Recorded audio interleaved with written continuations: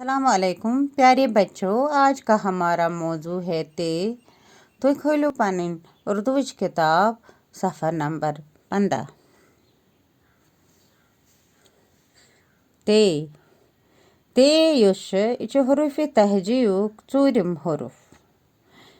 ते से तितली, ते से तरबूजा, ते से तितली, ते से तरबूजा, ते से तितली।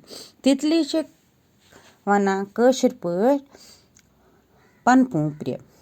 यह पन पूंप्र वुडव करान। यह पोशन पे बेहवान बे और योर वुडान आसान। यह वारिया खूबसूरत आसान। अमिश वारिया रंग आसान। यह सारनी खुश करान।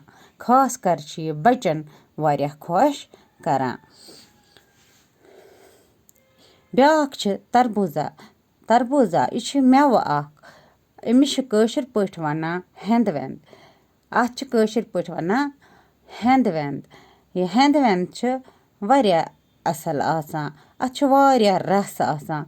यह खोन गर्मी मन वारिया खुश करान। यह वारिया करान जिस्मस मं आबच कमी दूर। अत वारिया रस आसान।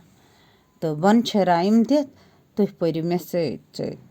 ते से तितली है रंगदार, ते से तितली है रंगदार, बच्चों उससे कर लो प्यार, बच्चों उससे कर लो प्यार। तरबूजा खिलवाएंगे, तरबूजा खिलवाएंगे, गीत खुशी के गाएंगे, गीत खुशी के गाएंगे।